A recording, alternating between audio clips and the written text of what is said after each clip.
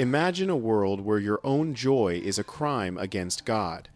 In the 14th century, the bedroom was not a private sanctuary, it was a courtroom, and the judge was the church. For a woman, the simple act of feeling pleasure was a dangerous gamble with her soul. The religious doctrine of the time didn't just frown upon sex, it weaponized it. Street Augustine, the architect of medieval guilt, taught that passion was a disease. If you slept with your husband for any reason other than creating a child, you weren't just a bad wife, you were a sinner. You were defying the very order of nature. This wasn't just theological theory, it was a psychological cage. Women were taught that their bodies were traps designed by the devil to snare men. Every smile, every touch, every moment of intimacy that didn't lead to pregnancy was viewed with deep suspicion. The church painted a terrifying picture. A woman who enjoyed sex was a beast, a creature of unnatural lust who threatened the sanctity of the male soul. The pressure was suffocating. You had to be a mother, but you couldn't enjoy the act that made you one. You had to be a wife, but you couldn't tempt your husband too much. But where there is repression, there is always rebellion. Human desire is a wildfire. You can build walls around it, but eventually it burns through.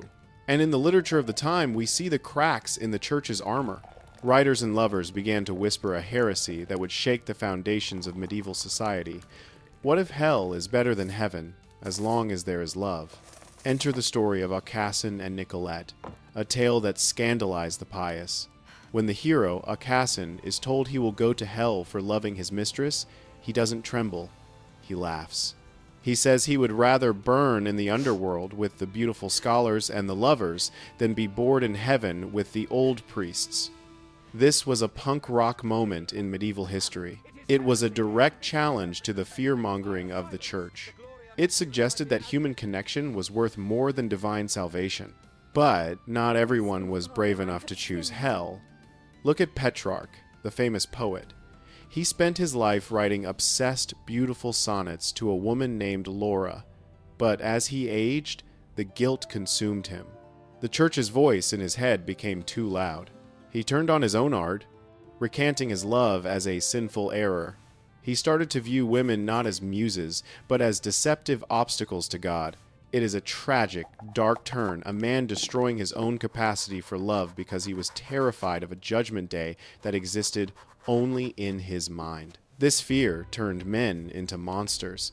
The poet Eustache Deschamps started his career writing light-hearted verse, but by the end of his life, he was spewing venom. His Miroir de Mariage is a hateful manifesto, describing women as screeching, demanding harpies. Why the change? Because in the medieval mind, a woman you couldn't control was a woman who was dragging you to Satan. Misogyny wasn't just hatred, it was panic. The obsession with control reached its peak in the institution of marriage. We think of marriage today as a partnership, but the medieval manuals read more like instructions for dog training. The Ménagier of Paris, a guide written by an older husband for his teenage wife, is chilling. It instructs her to be like a dog, faithful, silent, and obedient, even when the master is cruel. She must prioritize his pleasure, his comfort, and his ego above her own existence. Why were these guides necessary? Because, clearly, women weren't obeying.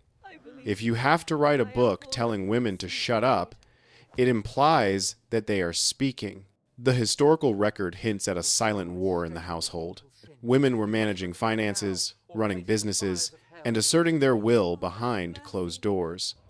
The church's screaming about obedience was a reaction to the reality of female strength. They were trying to put the genie back in the bottle. But stories like Patient Griselda showed just how twisted this ideal became. Griselda is tested by her husband in horrific ways. He pretends to kill her children, he humiliates her publicly, and she just takes it. The text presents her as a saint. To a modern reader, it looks like a horror story of psychological abuse. It was propaganda, designed to teach women that suffering was their highest calling. Yet, even in this landscape of fear, the definition of sin was a mess. The church tied itself in knots trying to categorize sex, Was it a venial sin or a mortal sin deadly? If a husband and wife had sex for fun, was it adultery? These debates weren't academic. They determined your afterlife. Confessors would grill women in the confessional booth, asking invasive, graphic questions about their bedroom habits to sniff out unnatural pleasure. The intrusion was total. The church wanted to be the third person in every marriage bed. They tried to regulate positions, times of the month, and even the thoughts you had during the act. But the more they tried to clamp down, the more the culture pushed back. The famous poem Roman de la Rose is filled with erotic symbolism, describing the plucking of the rose in ways that would make a priest blush. Art was the battlefield where the war for pleasure was fought. And then, one woman decided to pick up a pen and fight back. Not with metaphors, but with logic. She is the first woman in Europe to say, enough. Her name was Christine de Pizan. Born in 1364, she was a widow left to fend for herself in a man's world. Instead of remarrying or joining a convent, she did the unthinkable. She became a professional writer. And she didn't write cookbooks, she wrote manifestos. Christine looked at the misogyny of men like Deschamps and the authors of Roman de la Rose, and she called them liars. In her masterpiece, The Book of the City of Ladies, she builds an imaginary fortress for women. She systematically dismantles the arguments that women are weak, sinful, or stupid. She lists warrior queens, scholars, and saints, proving that women are the equals, if not the superiors of men. It was a revolutionary act. In a time when women were told their minds were defective, Christine used hers to outsmart the entire male establishment. She argued that the sin wasn't in women's nature, it was in the men who projected their own lust and failings onto them. She flipped the script. If men were so obsessed with sex, maybe they were the problem, not the women they blamed. Christine's courage highlights the duality of the 14th century. It was a time of the Black Death, where death was always around the corner. This proximity to death made the church's threats of hell terrifyingly real, but it also made the need for life, for love, for pleasure more urgent.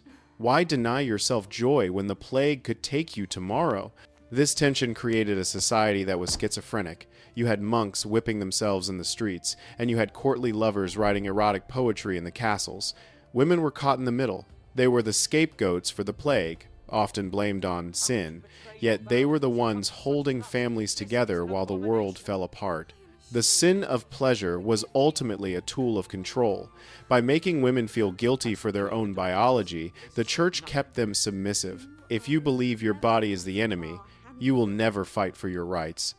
You will spend your life apologizing for existing. But the cracks that started in the 14th century would eventually shatter the whole system. The questions asked by Aucassin, by the Rose poets, and by Christine de Pizan planted the seeds of the Renaissance.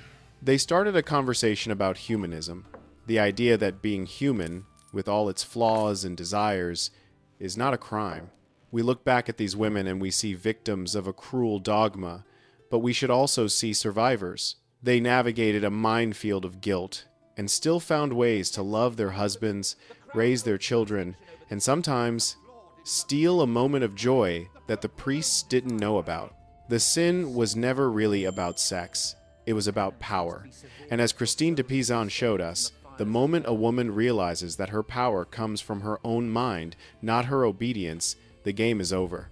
So, the next time you hear about the Dark Ages, remember that the darkness wasn't just a lack of technology.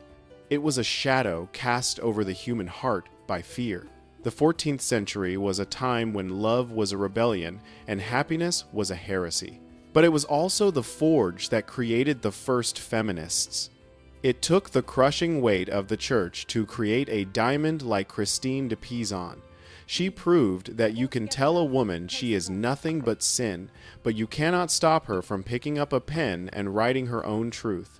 History is written by the victors, they say, but sometimes it is rewritten by the women who refuse to be defeated. If this story of rebellion ignited a spark in you, hit that subscribe button. We are uncovering more forbidden history in the next episode.